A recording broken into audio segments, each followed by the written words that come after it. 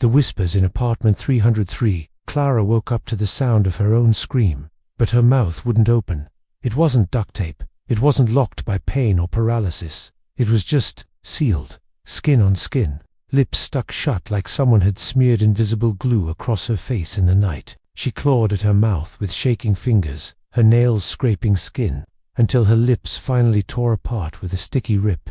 She gasped for breath, tasting something metallic, blood. She lay on her side on the wooden floor, trembling, drenched in sweat, the cold seeping up through her spine. Not her bed, not the couch, the floor, and she had no idea how she got there. The bedroom was dark, lit only by the faint amber glow from the hallway nightlight. Everything was still, except for the whispering low, rhythmic, breathy, like someone mumbling through clenched teeth, just barely behind the walls. She rolled onto her hands and knees, breathing fast.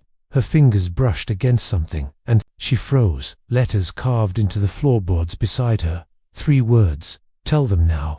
The gouges in the wood were deep, raw, splintered, still fresh. She touched one with her fingertip. It burned. Her pulse skyrocketed. She stumbled to her feet and backed away from the message, bumping into the dresser. Her lamp toppled to the ground, but didn't shatter.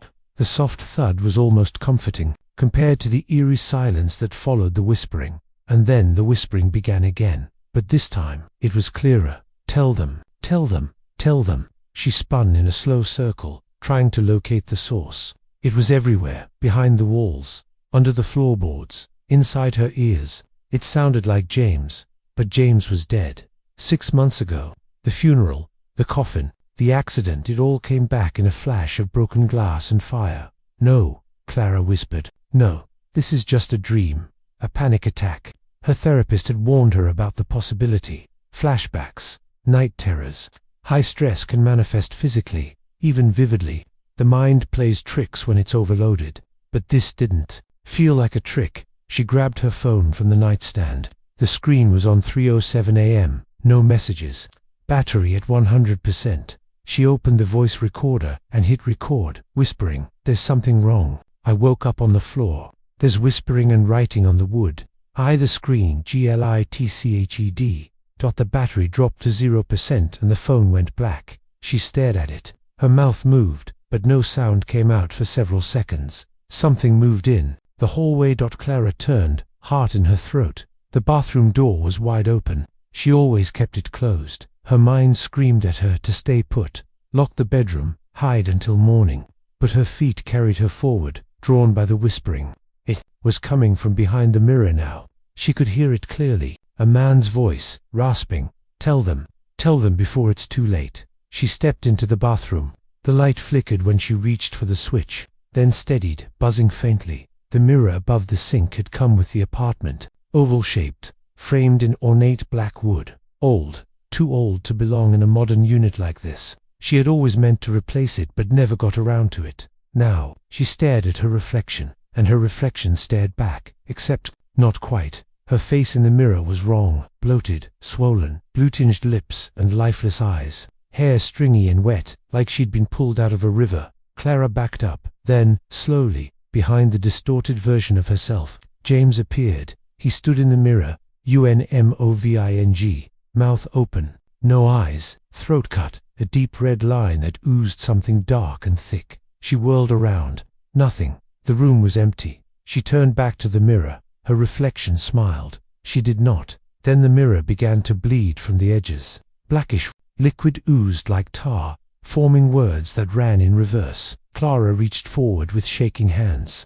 wiped the surface, and read, "Why didn't you tell them?" She staggered back and collapsed to the tiled floor, hyperventilating, her ribs aching with every breath. She pressed her palms against her chest, as if she could physically contain the rising wave of panic. "I didn't know," she whispered. "I didn't know it would happen.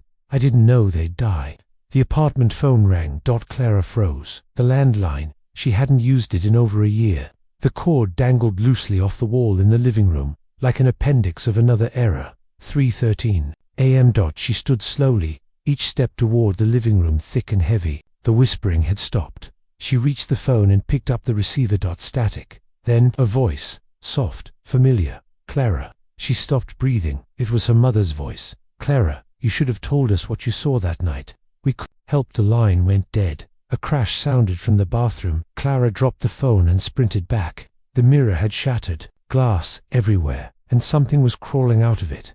A hand, pale and wet-looking, dragging itself across the counter. Fingers bent wrong, fingernails cracked and bleeding. The sound of bone grinding against porcelain filled the room. Nope. Clara gasped and slammed the door. She backed away slowly, and then turned to run.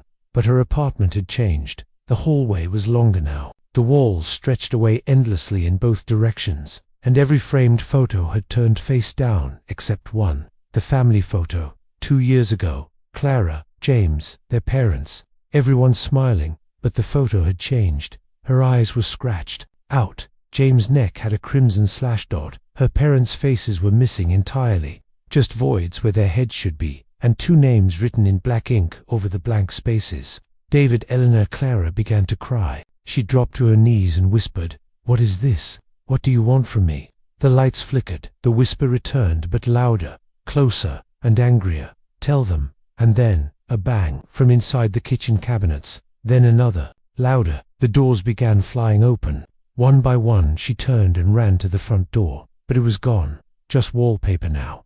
Striped beige and brown, no exit. Trapped. She turned in slow circles, breathing fast, until her gaze landed on the floor again. New words were scratched into the wood, long and deep.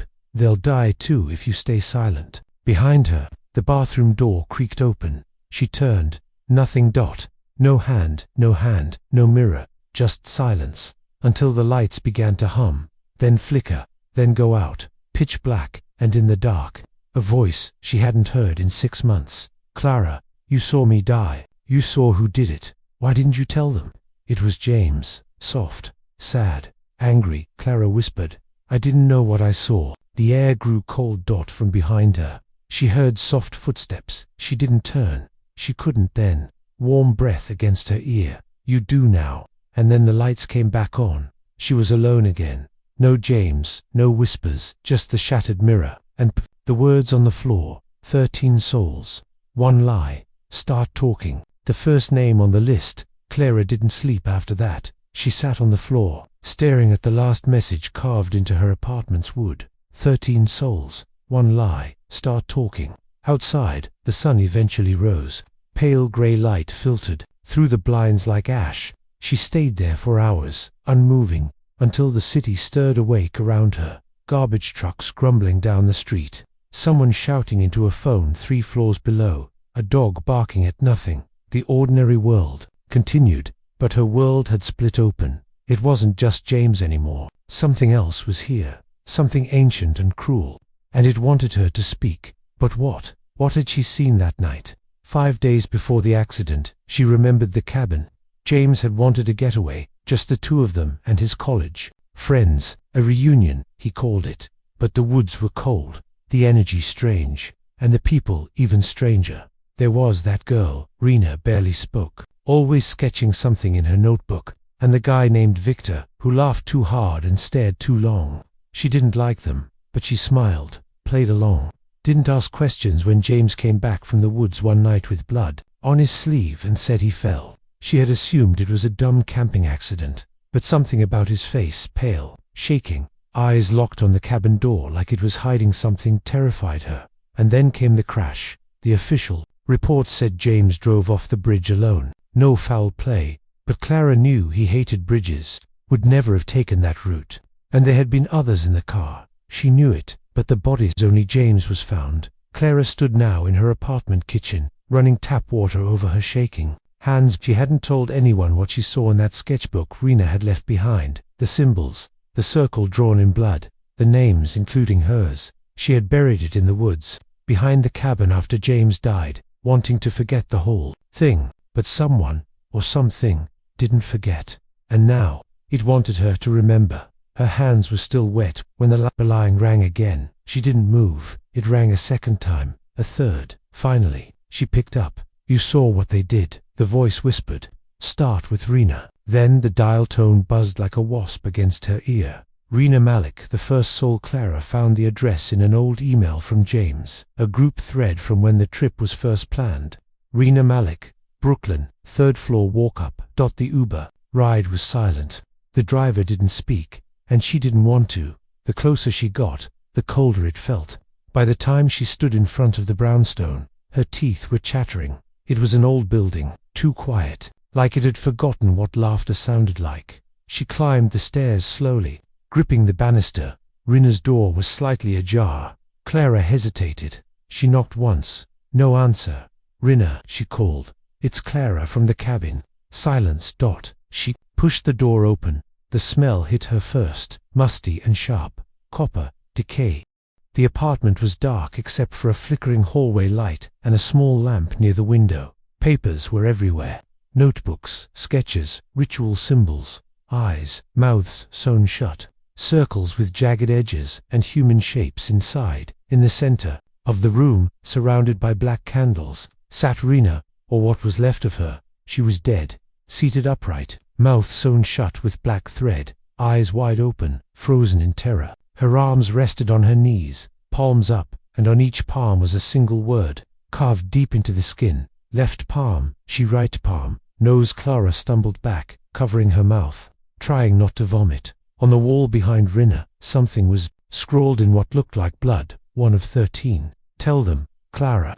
There were names beneath it, all 13. She found hers again, third on the list, but James' name was crossed out. So was Rina's. She stared at the list, heart pounding too. Down. 11 to go.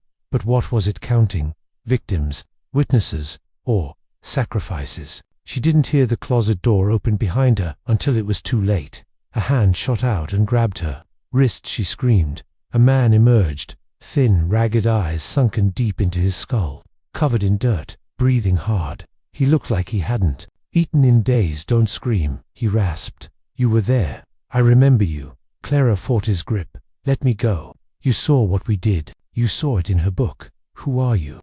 He loosened his grip just enough for her to jerk away. "I was there too. My name's Colin. I ran when Rina started the ritual. I didn't think it would work. None of us did." "What ritual?" He stared at her. "The binding, the 13. You don't remember?" She shook her head violently. "No, I was just there to see my brother." Colin staggered toward the center of the room, toward Rina's body. "She said it would keep death away, make us untouchable." "But James, he backed out. He broke the circle. That's why he died first." Clara's chest caved in with realization. The symbols, the sketchbook, the night in the woods. A sacrifice. James hadn't driven off that bridge. They killed him. "Why?" she whispered. "Because he wouldn't take the vow. He said it was wrong, said he'd go to the police. We couldn't let him. Rina said the curse would break. You murdered him." Colin shook his head frantically. "Not me. I just stood there. But the others, Victor, Harper, Beth, they made it look like an accident." Tears ran down Clara's cheeks. "I should have told someone. I knew something was wrong." "You still can," Colin whispered, "but it won't help."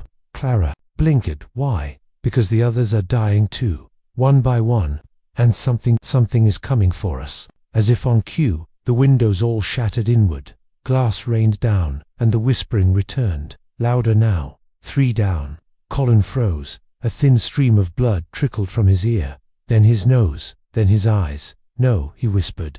"No, please." He dropped to his knees. Clara screamed as his body convulsed violently, twisting at unnatural angles. Bones cracked. His mouth opened wide in a silent scream, and then stillness. Blood pooled beneath him, seeping toward the names on the wall. The liquid crossed his name out. Clara backed away, shaking. On the wall, new words formed, smeared across the list. 4. She ran down the stairs, out the door, into the street. She didn't stop until she collapsed on a bench 2 blocks away, gasping for breath, her heart slamming against her ribs. Rina was dead. Colin too. James had been murdered, and she was next, unless she told the truth. But what was the truth? Why 13? And what had they really summoned? Back in her apartment, the mirror had repaired itself. She didn't notice it when she returned. Hours later, dragging her feet and trembling, she just wanted to lock the doors and hide. But the moment she passed the bathroom, she stopped. The mirror was whole again, and in it, her reflection didn't match her movements. It was standing still, smiling. Then it raised its hand and pointed. Behind her, Clara turned around slowly.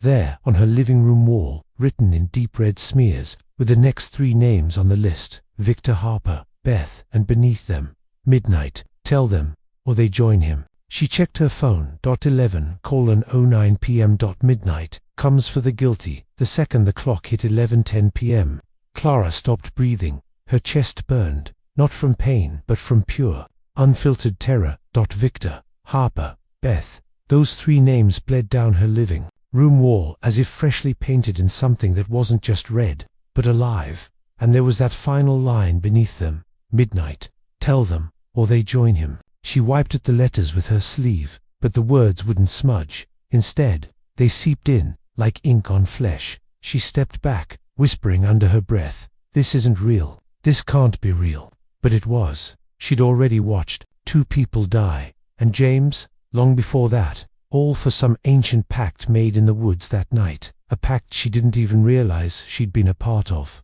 Now, it was hunting down every name on the list, and midnight was 50 minutes away. Victor Holloway, the one who laughed. She found Victor's contact in an old Facebook message from years ago. The group had planned that cabin trip in a secret chat thread, and thankfully, Victor was the loudest voice in it. She called him. It rang once, twice. Then, "Who the hell is this?" His voice was irritated, gravelly. "Victor, listen to me. It's Clara Henley, from the cabin trip, with James." A pause, then a sharp inhale. "Why are you calling me?" "Because Rena is dead, and Colin, and I think you're next." Laughter, real, but hollow. "Jesus, you guys are still playing that game. What's next?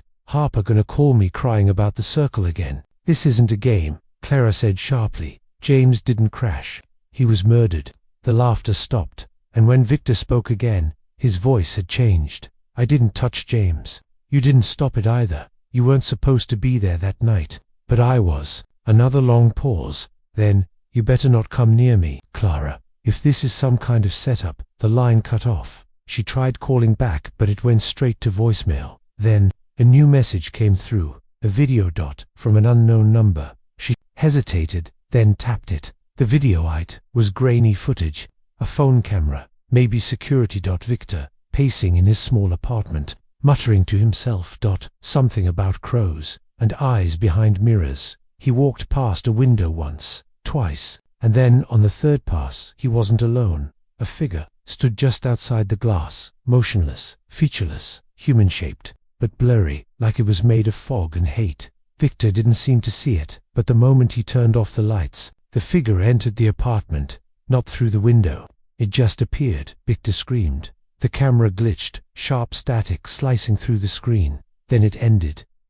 11:21 p.m. Clara's heart stopped. If this video was sent now, Victor had just died. She called the police, gave a fake name, told them she heard screaming from Victor's address, then hung up before they could ask anything else. Her hands shook. That was for now. James, Rena, Colin, Victor names crossed off, one after the other. Midnight was getting closer. Harper Bishop, the runner, didn't waste time. Found Harper on Instagram. She was still active, still posting. Wellness coach now. Organic tea, trauma yoga, desert retreats. Clara sent a DM. "If you want to live, call me now. It's about the cabin. Rena and Victor are dead. You're next." Harper replied instantly. "Who is this then?" A call. Clara picked up. "It's Clara. Listen to me. I don't know how you found me, but I don't want anything to do with you freaks. I've been in therapy for years. I've changed. I don't even believe in that crap anymore. You will when it shows up at your door." Silence. Then Harper said quietly, "Did you see the list?" Clara froze. "You know about the list. I saw it the night Rena made us sign the circle. Said it was symbolic, binding the past to silence. I didn't think it meant anything. We were drunk. High. Stupid. You signed it." "Yeah, everyone did. Except James. That's why she stopped." Clara's voice cracked. "Why he what?" Harper whispered. "Why he had to be silenced." Clara's blood turned to ice. There it was. The confirmation. Her brother hadn't just run off. He'd refused to play along. And someone or something had kept the circle clean. Until now. "Where are you?" Clara asked. Harper hesitated. "At my sister's. She's out of town. I'm house-sitting." "Why? Get out. Right now." "I can't. My car's in the shop." "Then call a lift, a taxi. Walk if you have to. But leave that house." "It comes." For us, when we're alone. I'm not alone. I have Bear. Who's Bear? My dog. Clara felt a shred of hope. Good, that might help. Harper was quiet for a second, then said something that made Clara's stomach drop. Bear hasn't barked in hours. Inside the house, Clara begged her to leave, but Harper, stubborn as ever, agreed only to go check on Bear. She left the phone on speaker as she walked down the hallway, whispering nervously, "Bear, come here, boy." Silence. Then claws on tile. Soft, slow, scratching. "Bear," she said again, voice shaking. The scratching stopped. Clara heard a low growl through the phone, but it didn't sound like a dog. It was wet, like something trying to form words with a mouth full of blood. Then the sound changed into Harper's voice. "Come here, boy." Then again, a little louder, but not her. "Come here, boy." The line cut out. Clara stared at the screen. Incoming message. A photo. Harper's dog, lying on the floor, eyes wide and red, tongue torn out, and behind him a mirror in it. Harper was staring back at the camera, but not with her face. It was her face, melted, twisted in pain. Clara screamed and dropped the phone. 5 down. The list now felt like a death sentence. Beth Rice, the denier, the last name for tonight. Beth lived in upstate New York, in a cabin with no cell service, off the grid. Always had been paranoid, always hated phones, technology, anything they could use to track her. Clara found a contact number anyway, through a mutual friend from college, landline only. She called. Rings. Then a click. "Hello, Beth, it's Clara. I don't have time to explain everything. You're in danger. It's coming for us. The circle, the ritual." Beth exhaled sharply. "I knew this would happen. I told them not to mark me. I didn't even want to go that night. Clara, I need you to leave your cabin. Now midnight is almost here." "No," Beth said firmly. "I've spent years warding this place. Salt, iron, chance. It won't touch me here." "You don't understand." "No," Beth interrupted. "You don't understand. I kept everything.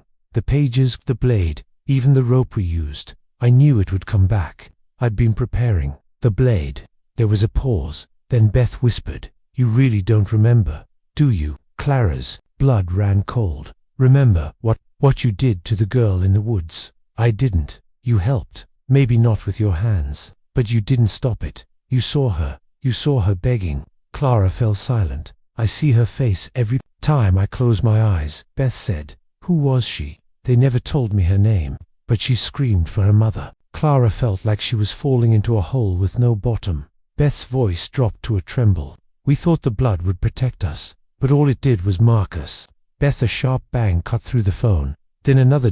Beth started screaming. "It's in the walls, in the walls." Glass shattering, wood splintering, something wet and heavy dragging across the floor. Clara clutched the phone, shouting, "Beth." Then silence. Not a click, not a scream, just dead air. Then the sound of a child sobbing, faint, feminine, alone. Clara hung up and curled into herself on the floor, sobbing. 6 names. 6 dead. Her phone buzzed one last time. A new message from the same unknown number. 6 down. 7 remain. Midnight ends the silence. Speak, or join them. The clock ticked to 12 a.m. The girl beneath the roots. The clock read 12:01 a.m. Clara sat frozen on her living room floor, barely breathing, the weight of 6 deaths pressing down on her like a tombstone. James, Rena, Colin, Victor, Harper, Beth, all of them, erased, one by one, not by fate, not by coincidence, but by something ancient and angry. And now she had received the final warning. 6 down, 7 remain. Midnight ends the silence. Speak, or join them. But Clara wasn't sure if she could speak, because something inside her, something deep and broken, whispered that maybe she didn't deserve to live either. Not after what happened in the woods, not after the girl. It wasn't until she opened the old wooden chest in her closet, the one she hadn't touched since the trip, that the memories started to come back. Buried beneath scarves and photographs was an old notebook, not hers, Rena's. It had her handwriting all over it, obsessive loops, ink scratched hard into paper, like she'd written some of it while crying or screaming. Clara flipped through it, with trembling hands. Most pages were filled with messy diagrams, old pagan symbols, and words like bloodbinds, silence, the circle must stay unbroken, do not speak her name.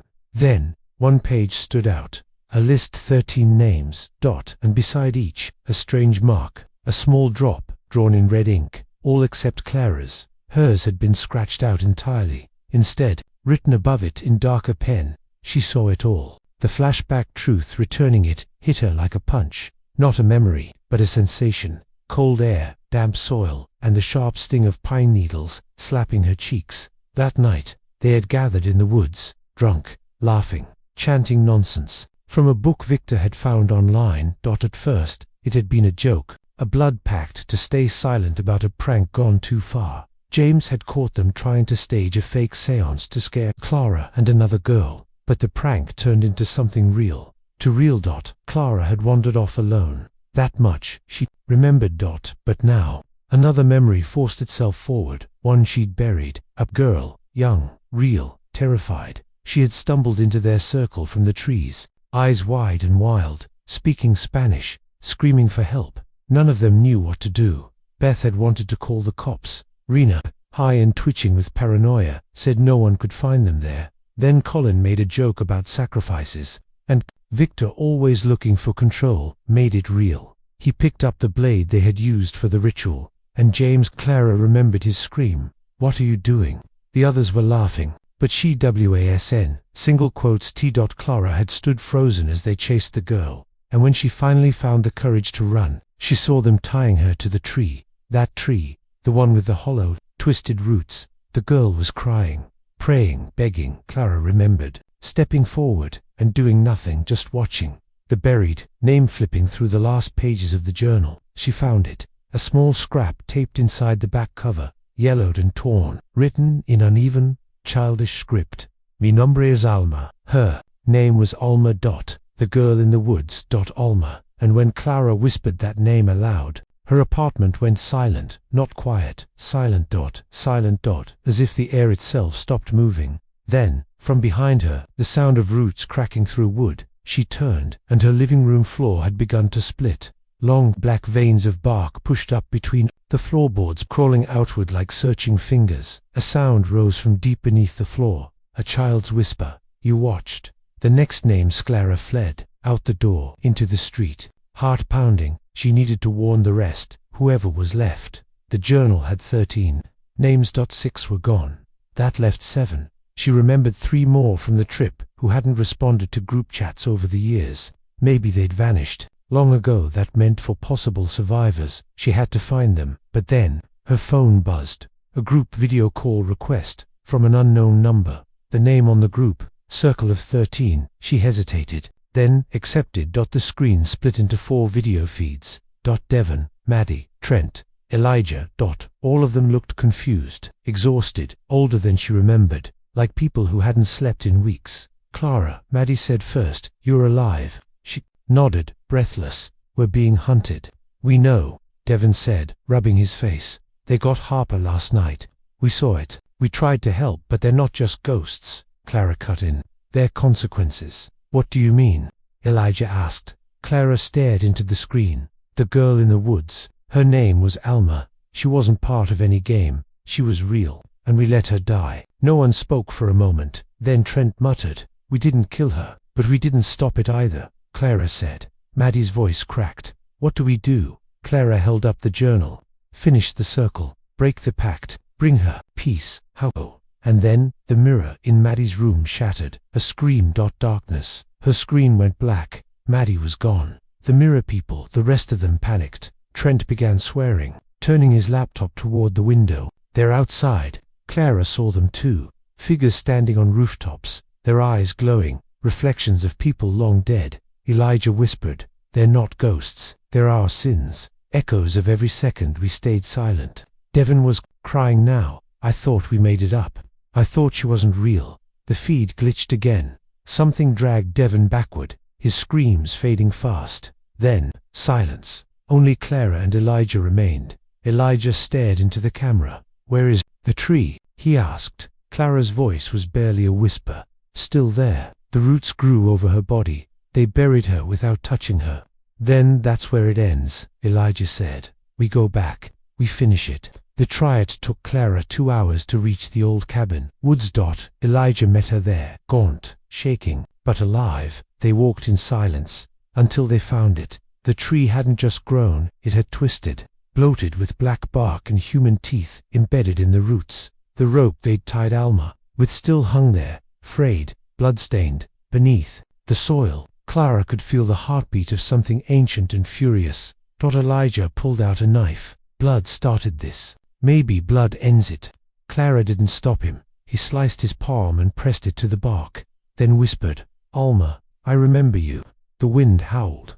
The tree split open, and there, within its hollow trunk, a small body, perfectly preserved, eyes wide open, mouth still gasping. Alma. But she wasn't a child anymore. She opened her mouth and screamed. Where the dead remember the scream. It didn't sound human. It was raw. The kind of sound you don't hear with your ears, but feel with your bones. Clara fell to her knees, clutching her head as the air thickened around them. Elijah stumbled backward, knife still in his hand, blood dripping from his palm onto the twisted roots of the ancient tree. Inside the hollow trunk, Alma's corpse was moving, not twitching, not decaying. Rising. The root of her vengeance. Clara couldn't look away. Alma's skin was grey, her eyes milky with death, but behind them flickered something awake. Her tiny frame unfolded from the roots, like she'd never left, like she'd only been waiting for someone to finally speak her name. Waiting for justice. And they were too late. Elijah whispered, She's not supposed to be alive." Clara shook her head. "She's not. She never left." The earth beneath them began to quake, soft and rhythmic, like a heartbeat rising from the soil. And then, Alma pointed at Elijah. The bark from the tree peeled away like skin, revealing faces trapped within it, screaming, frozen in agony. James, Rena, Colin, Beth, Matty, Devon. All of them, eyes wide, mouths open in eternal silence. The tree hadn't just buried Alma, it had absorbed everyone who stayed silent. Elijah backed away, panic overtaking him. No, I didn't touch her. I tried to stop it." Clara turned to him, her voice cold. "But you stayed, and you said nothing." Alma stepped forward, her voice a rasp of dead leaves. "All of you watched." Elijah's confession. The ground opened beneath Elijah's feet, not with a violent crack, but a slow, sucking pull, like the forest was reclaiming him inch by inch. He screamed as the roots wrapped around his legs, dragging him toward the hollow, where Alma had been. "Please," he cried. "I didn't kill her. I didn't stop them, but I didn't want this." Clara stood frozen. Alma stared at her, not with hatred, but expectation. She was waiting. Elijah locked eyes with Clara. Tell her, I tried." Clara whispered, "You didn't." And with that, the roots swallowed him whole. His scream faded into the soil. The final silence now. Only Clara remained. She stood before the tree, heart thundering in her chest, staring into Alma's hollow eyes. Alma didn't move. She just waited. The air was still. Even the forest seemed to hold its breath, for Clara to say it, the truth, the thing she'd buried for 8 years. Clara's truth. She stepped forward, her legs trembling, her voice cracked. "You weren't part of our game. You didn't ask to be. There, you were real. You were scared." Alma blinked slowly. "I saw what they did to you," Clara whispered, "and I did nothing. I stood there while they chased you. I listened when Rena said we couldn't let anyone find out. I watched them tie you to the tree, and I didn't stop them." She dropped to her knees, tears spilling down her face. "I let you die." Alma tilted her head, unnaturally slow. "I tried to convince myself it wasn't real, that it was all part of the ritual, a bad trip, but it was real. You died here, alone, afraid, because we didn't help you." Clara reached out, placing her hand on the bark of the tree. "I'm sorry." The tree's reaction. For a long moment, nothing happened. Then, the forest sighed. The bark began to recede, peeling away like old skin. The faces faded, one by one, the agony in their expressions replaced with a kind of rest. The roots pulled back from Clara's feet. Alma stepped toward her, now less a corpse, and more a shadow, a memory, a lingering grief in human shape. She looked into Clara's eyes. "Why now?" she whispered. Clara choked on her tears. "Because I couldn't live with it anymore." Alma nodded slowly, and then she turned toward the tree, one by one. The names carved into the roots burned away. James, Rena, Beth, Colin, Harper, Victor, Devon, Maddie, Trent, Elijah. Only one name remained, Clara, the choice. Alma raised her hand and pointed at the final name. The roots shifted, curling back like fingers. Waiting. Clara stepped forward. No, she whispered. I'm not going to run. Alma's form flickered, her face becoming younger, softer. Not a ghost, not a demon, just a girl. Clara took the knife from the ground and sliced her palm. Blood dripped onto her name. The tree shuddered. Cracks split through the bark. Light, soft and golden, poured from within, washing over Alma's shadow. She smiled, for the first time, and then she was gone, dissolved into light, released the ashes. The tree collapsed into itself, not with destruction, but with grace, as if it had served its purpose, and could now rest. Clara stood in the clearing, blood on her hand, face streaked with tears. As the sun began to rise through the fog, it was over. Or so she thought. The final twist. Weeks passed. Clara moved out of her apartment, took a job somewhere far from the woods. She tried to live again, quieter, more aware of the space she took in the world. Then, one morning, she received a package. No return address, no return address. Inside was a box of ashes and a single note. Thank you for setting her free, but some circles never break. The 14th, she stared at the note, fingers shaking. There were only ever 13. Right. The 14th, named Clara, sat in silence. The note lay in her lap. Thank you for setting her free, but some circles never break. The 14th, her hands trembled as she stared at the small, unmarked box beside her, full of ash, not like a fire's remains.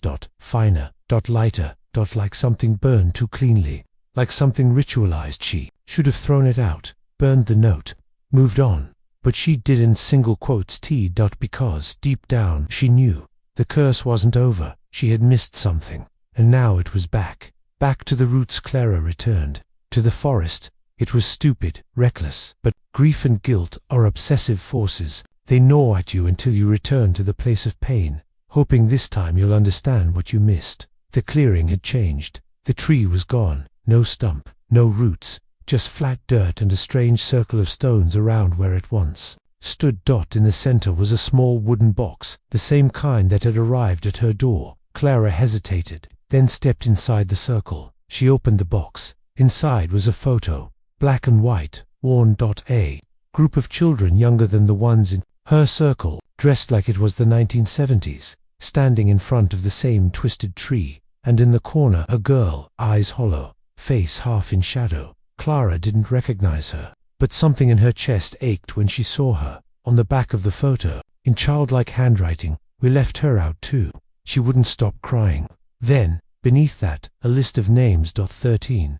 And at the bottom, 14. Clara. Clara stumbled backward, heart racing. No, that's not possible. I wasn't even born then. Voices from the hollow. The wind moved through the trees like a whisper. Then, behind her, footsteps. Soft, bare. Clara turned slowly. The girl from the photo stood at the edge of the circle, small, pale eyes black and endless. You let her in, the girl said. Now she's free, so she chose another. Clara's breath caught in her throat. Who are you? The girl didn't blink. You were born the day I died, in the same town, in the same minute. Clara's blood ran cold. She passed into you, the girl said. It hit Clara like a knife. The nosebleeds, the dreams, the memory flashes of places she'd never been.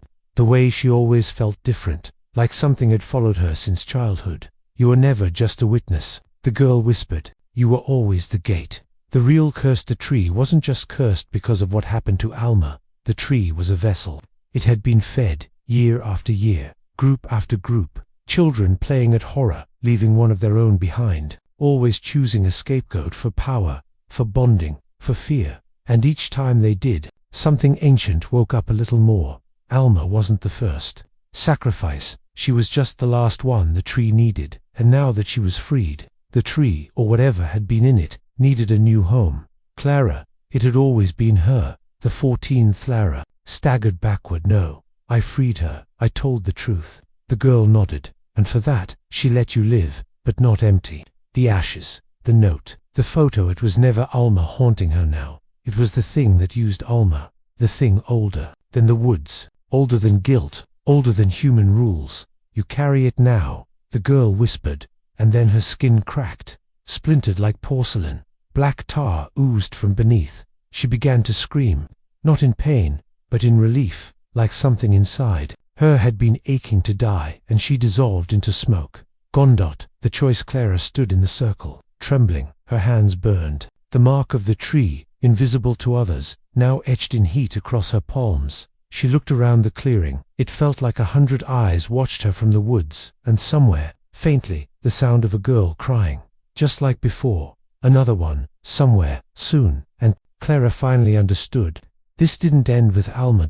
This was never just one girl's tragedy. It was a cycle, a wheel, a ritual, and she was the 14th. But she had a choice. Breaking that circle that night, Clara did something none of the others ever dared. She wrote it all down. The real names, the real events, the photo, the circle, the tree. She mailed copies of it anonymously to everyone who had ever attended those summer retreats. Every school, every therapist, every camp director. She even wrote to the town's local paper. Not that they'd believe her, but that wasn't the point. She wasn't trying to be believed. She was trying to make it known, because the only thing more powerful than silence was truth, and the only thing more dangerous than a curse was forgetting it existed. A final letter months later.